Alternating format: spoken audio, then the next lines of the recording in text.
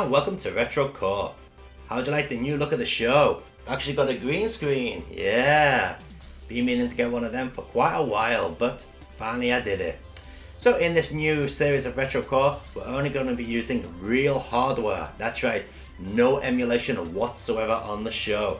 So what you see on your video is what you see at home. It's the real deal. No shitty emulation here. Okay, and each show is going to be sort of have its own theme, so to say. So today's show, we're going to be looking at all those old Laserdisc games that got ported to home consoles. And to start it all off, we're going to be taking a look at Stral on the Sega Saturn. It's also known under quite a few other different names. What those names are completely blow my mind at the moment. But anyway, let's take a look at this classic.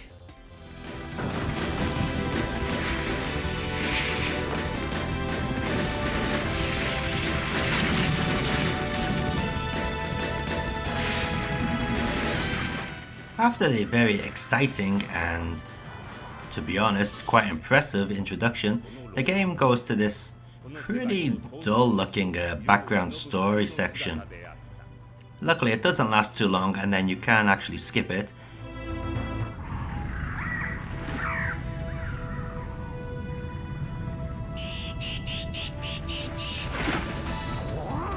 Okay, so straight away you can hear that the actual audio in this game is really well done.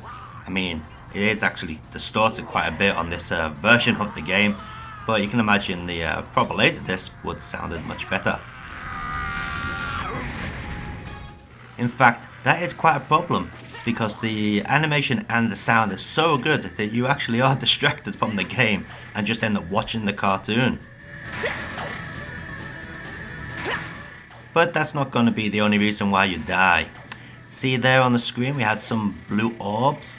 Well, when they appear you've got to hammer down the attack button, not the attack button, the blue orb button, as fast as possible. And sometimes this can be really strict, and I mean too strict. You really do need a rapid fire pad for those sections. You also see a sword icon from time to time, and that's your cue to attack. I do actually quite like that. It does give the game quite a bit of variety. But the biggest problem with this game is the directions. Sometimes the icon for the directions will appear too late, not giving you enough time to actually press the direction on the pad, which can be really frustrating at times. Another thing is, sometimes you might actually press the direction key at the correct moment, but it won't register. Some pretty poor programming there, I think. But as I said, the animation is fantastic, the audio is fantastic. Unfortunately, one thing I don't quite like about this actual version, and it seems to plague a few other versions, is the animation itself seems to be overexposed. I don't know if the original Laserdisc is like that, or basically just most of the conversions I've seen are like that.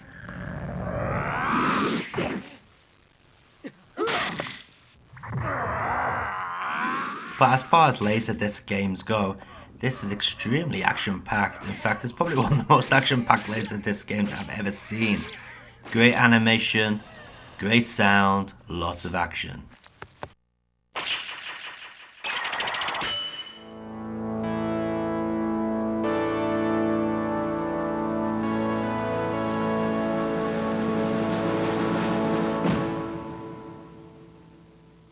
Better known as Cobra Command in the West, this is Thunderstorm, or Thunderstorm FX if you're playing it on the Mega CD.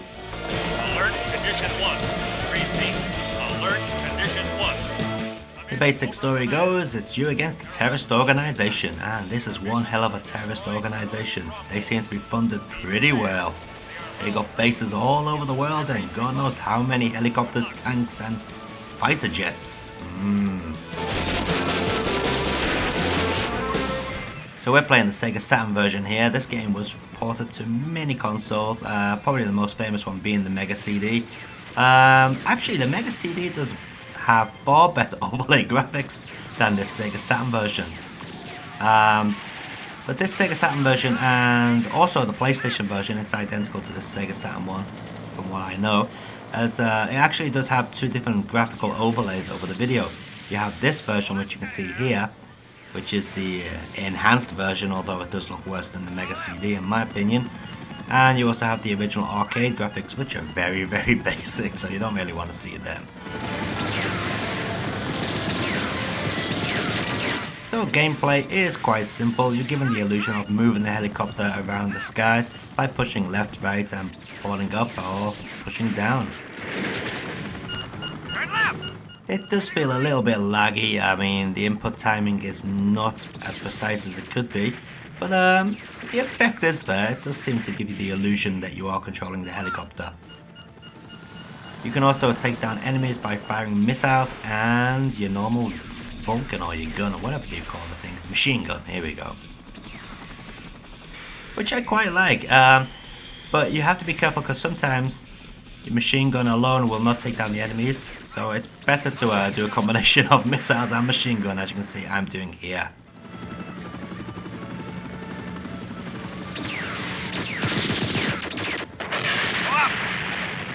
Another thing I really do like about this game is the variety in stages. You know, you go from the jungle to the Rocky Mountains in the city and actually fly inside the silos. It's quite varied and overall the animation quality is pretty good, although it can be a little bit choppy now and then. Go for that fortress.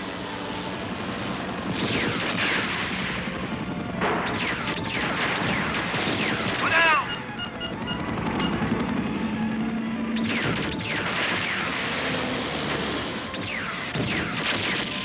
Take a left.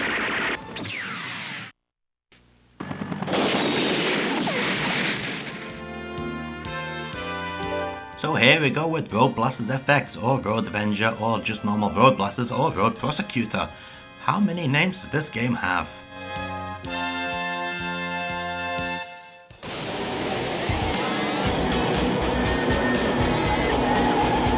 Okay, so we're looking at the Sega Saturn version of the game, but this is not the Sega Saturn version's audio. No, this audio was taken from the Mega CD.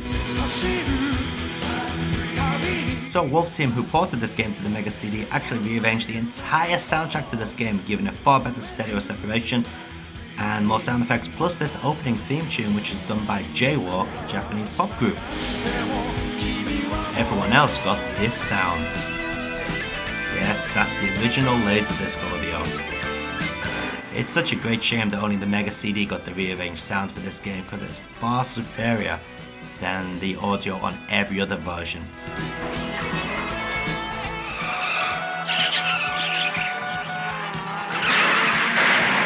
So as you can see here, the overlay graphics are pretty sad. That's because they're the original. Now we're looking at the enhanced graphics, which while they do look a lot better than the original, are still not as good as what Wolf Team did for the Mega CD. It's pretty sad really when you consider a 16-bit version of the game had better overlay graphics than this 32-bit port. Again, this game is also available on the PlayStation and looks identical to the Sega Saturn version.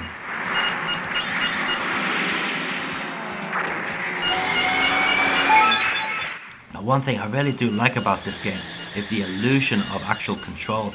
I mean, you don't actually control anything, you're just watching a video, but you do seem to have that illusion of you are accelerating the car, you are braking, you are turning left and right.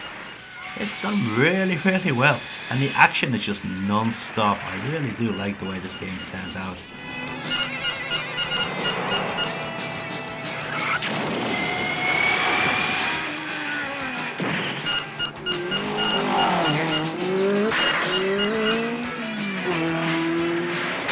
This guy ain't taking no crap here.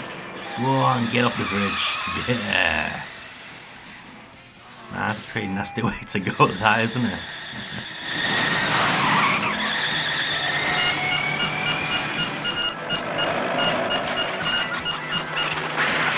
I would go as far as saying that this is probably my favourite Laserdisc game out of all the Laserdisc games that were ever made. I just love this game, it's fantastic. You may also know that the guy behind this game is also involved in games such as Double Dragon. And you'll notice at the beginning of Double Dragon, when the garage door opens, you'll actually see the Road Avenger car. Yeah, that's the car that's in Billy and Jimmy's garage.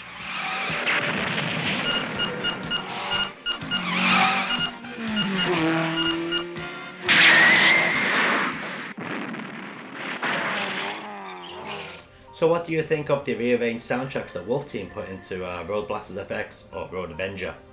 Personally, I think it's a lot better than the original arcade soundtrack, and it's a great shame that it's only available on the Mega CD version of the game.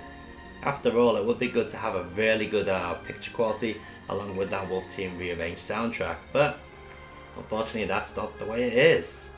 Let me know in the comments below the video which soundtrack do you think is better, the original arcade or the rearranged Wolf Team soundtrack. Talking about Wolf Team soundtracks, let's move on to another game ported by Wolf Team. This is Time Girl, and again, yes, this has been given the rearranged soundtrack treatment.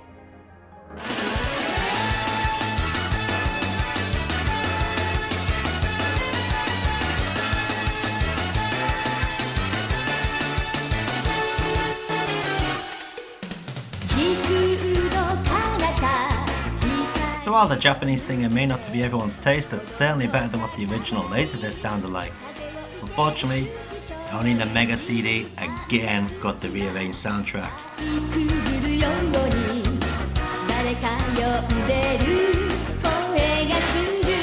This is what the original sounds like.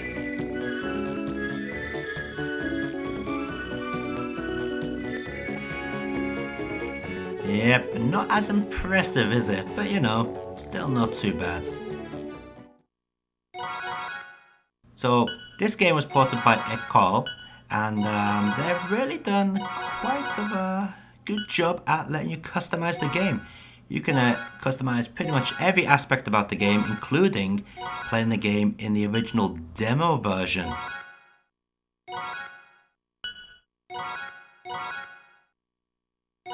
You can also change the message to English as well in this game, which is very, very handy because you do actually have to answer some questions. On the downside, Reika's name has now been changed to Leika. It should be R-E-I-K-A. That's how it should be spelled.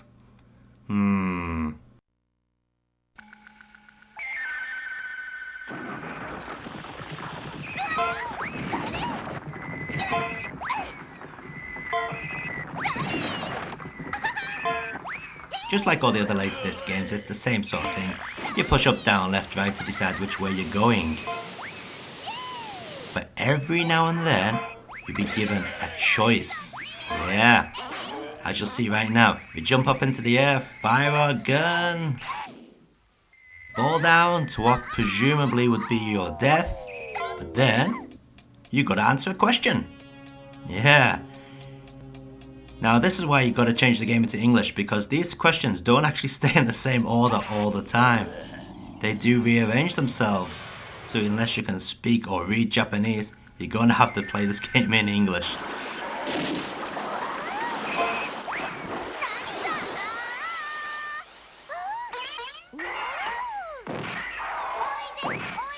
Now the English version of this game on the Mega CD, the Western version I should say, is pretty bad. I mean, it was released by Renovation and they redubbed it all in English.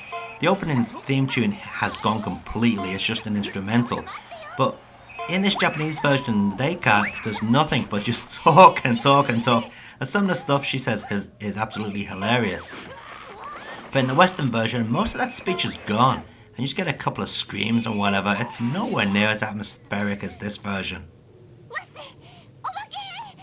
Another thing I do like about this particular conversion of the game is you can have the opportunity to play the game without the on-screen icons. So basically you're going to play it like a Dragon's Lair style, just looking out for the flashes and pushing in those certain directions. See there, the flight deck flash, so you'd know to push up in that situation. Unfortunately, this game came out pretty late in the life of Laserdisc games, so it wasn't as big of a hit as it should have been, which is quite a shame because it's actually quite a good and comical game.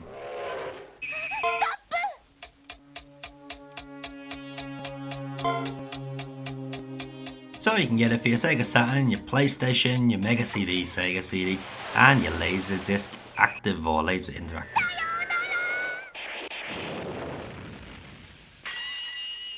Coming in the same package as Time Girl for the Sega Saturn and the PlayStation is this game. This is Ninja Hayate. Now this actually comes again with English and Japanese versions on the same disc. You can have the Japanese introduction, or as you can hear now, the English introduction. But the actual in-game is pretty much the same. In fact, this is not a very good game if I'm honest. I mean, plus points, it's got the same customizable options as Time Girl had. But the game itself is quite dull. I mean, the audio quality is terrible and the video quality is not much better either. Seems to be a lot worse than Time Girl. Add the fact that there's almost no background music and the sound effects are really low. It really doesn't add any atmosphere to the game. Another problem I have with this game is the directions in which you have to push are sometimes on an angle, but these seem to be random. So say you got a diagonally upright arrow pointing. Sometimes that could mean you push up on the D-pad. Or another time it could mean you push right on the D-pad. It just seems to be bloody random. And sometimes if you push diagonally up, it won't even register. So it is quite annoying at times. Like Time Girl, the levels are pretty short in this game. But the game itself is pretty short. At least Time Girl's got a hell of a lot of stages to play. But this game, not as many. Probably about half what Time Girl has. Definitely one of the weakest anime style Laserdisc games that come from Japan. Without a doubt. Funny thing is, this game was actually ported to the Mega CD, but not released in Japan. As far as I know, it only came out in the States.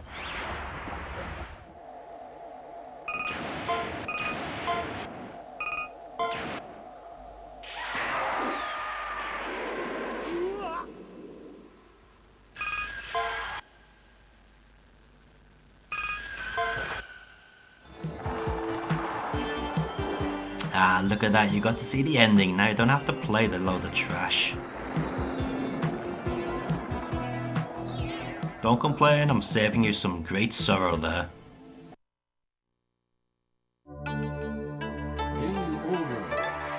Okay, so let's take a look at probably the most famous of Laserdisc animation games. This is Dragon's Lair. A fantasy adventure where you become a valiant knight on a quest to rescue the fair princess from the clutches of an evil dragon. You control the actions of a daring adventurer finding his way through the castle of a dark wizard who has enchanted it with treacherous monsters. Now, I did say it was the most famous of anime Laserdisc games, but it's certainly not the best. In fact, in my opinion, it's bloody terrible. I hate this game. As you can see, there are no on-screen icons at all. There is nothing. Basically, all you've got to guide you are the flashes on the screen. And sometimes, these don't even appear. You might have some sort of sound effect cue, but again, they don't always appear either. And sometimes the direction in which you got to push seems extremely random compared to what's going on the screen. Another big issue I have with this game is the continuity of it. You can go from one area to another area and they'll have absolutely no connection whatsoever. I mean, yeah, this is probably one of the first, if not the first animated Laserdisc game. But, you know, continuity is something that should be standard. I'm not actually playing this at the moment, I'm just letting it run itself because I absolutely suck at this game. I'm terrible at it. I'm probably going to get a lot of negative comments in the comment area down below this video, but honestly, I don't like this game. The only way to play it is play it a billion times and remember the sequence. I do find this quite funny though. This woman's in certain peril, but she's still quite flirty, and she doesn't seem to be very upset. Just check this out. The cage is locked with a key. Man, they're a bit pointy, aren't they? Around his neck. To slay the dragon, use the magic sword. Oh man. So as you can see, this version here looks absolutely stunning. It's very clean. That's because we're running it on the Xbox 360. But yet Dragon's Lair was ported to pretty much every platform ever invented, as an animated version like this or as a reinvented 2D game.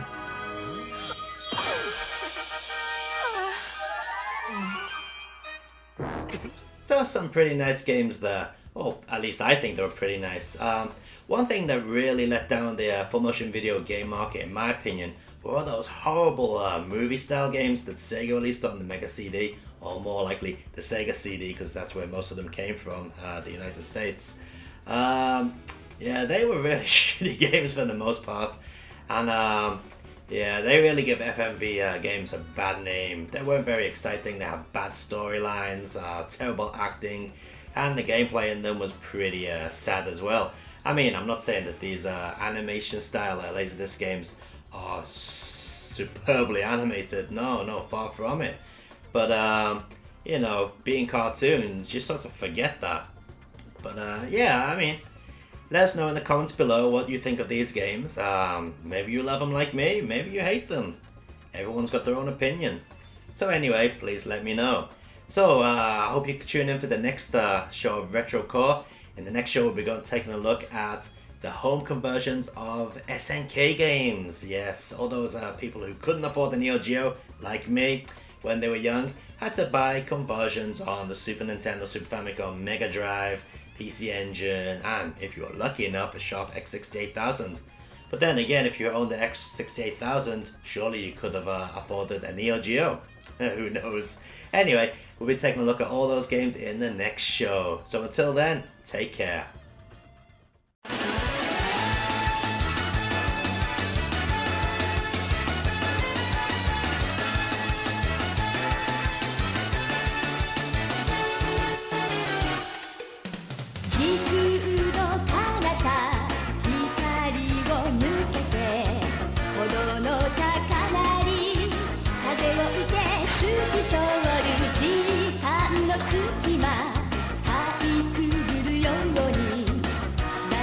呼んでる」